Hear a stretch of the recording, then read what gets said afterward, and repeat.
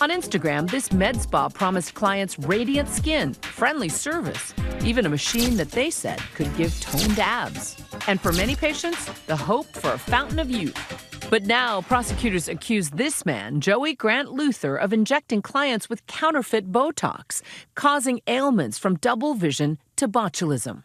Henry Callender, who's not part of the criminal complaint, thought he was getting a smooth forehead for a fraction of the normal price. It's like a very handsome, a lot of work done to him. But instead, Henry says he ended up with what he says was an allergic reaction. So I got injected and I had this kind of blow up. Looked like a giant bee sting, considering what I've heard from other people and reading some of these complaints. I definitely got off easy and I was lucky to have this reaction as the only reaction. This week, the 54-year-old Luther was arrested and charged with wire fraud, smuggling, and crimes related to the handling of counterfeit drugs. Do you have anything to say? WABC filmed the esthetician walking into his building after he was released on bail.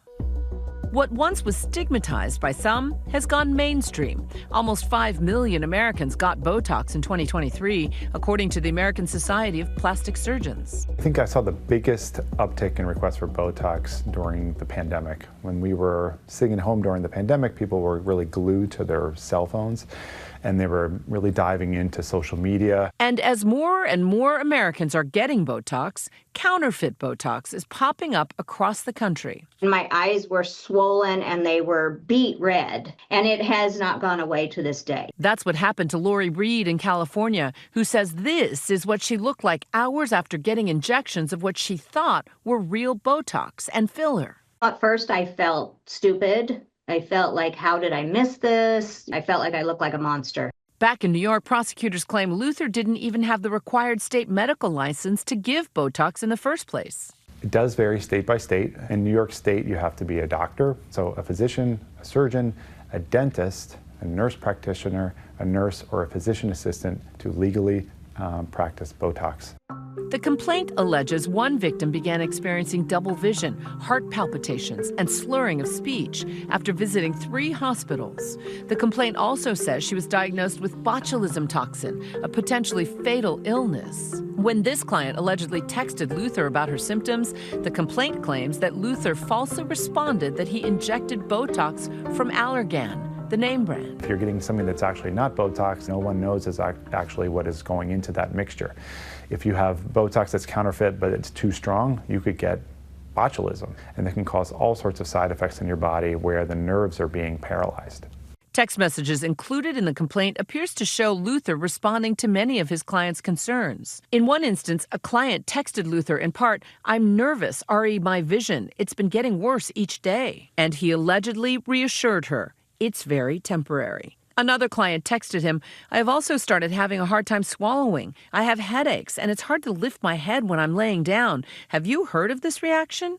To which he allegedly responded, "The neck fatigue and headaches sound more like a virus." While Luther is being messaged by his clients and telling them about the various side effects they're having, the lazy eye, the double vision, the botulism, law enforcement shows that while he says to his clients, just put an ice pack on it or come back in a few days and we'll resolve it, he's also messaging his supplier and informing them that the product is tainted and list out some of those adverse reactions that his client's getting. He, in fact, tries to bargain with his supplier, suggesting that if they want to keep him as a client, they need to send better product and send it quickly. Henry Callender, who hasn't spoken to law enforcement, was first drawn to Luther's office, he says, to treat acne on his forehead. One of my friends went there. They recommend him. It's a good place to go. I hadn't heard any side effect stories, actually, until after the fact.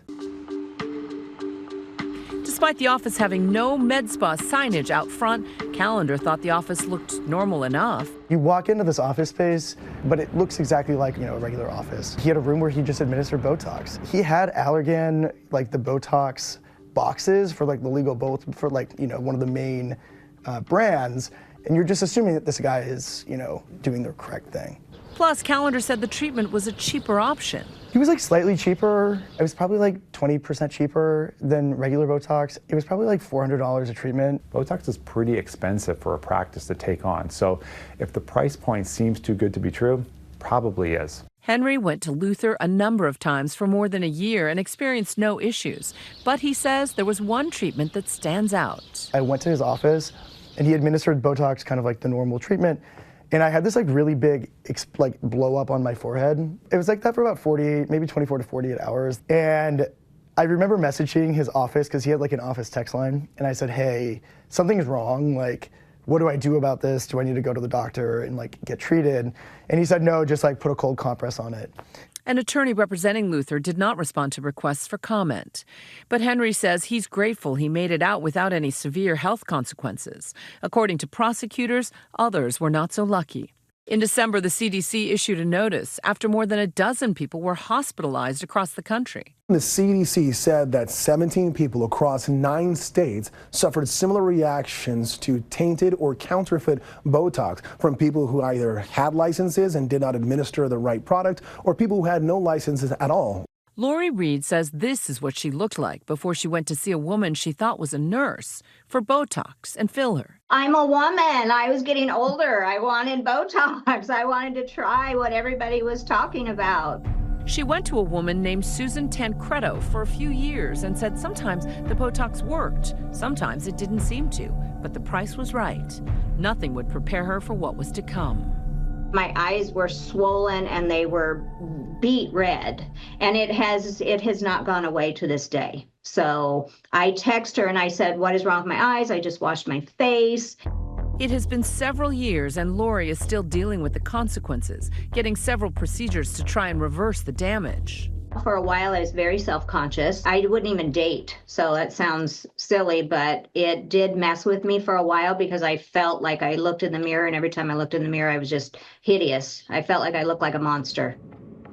According to a civil complaint filed by 16 different women, Tancredo was never licensed to inject Botox. She would purchase products from one doctor and counterfeit products from other countries. The suit has since been settled. She was ultimately found guilty in a criminal case and is serving probation after her 6-year prison sentence was suspended. I wanted her to reap some sort of consequences for the damage that she had done. I expected her to do jail time. It turned out that she did not. So I was a little disappointed in that. Back in New York, Luther's out on bail, but if this goes to trial and he's found guilty, he could face decades in prison. After his indictment, Luther was released on a $100,000 bail with some requirements, wearing an ankle monitor as well as forfeiting his passport. And we'll see whether or not Luther decides to take a plea or move this case towards a trial. His next court date is February 12th.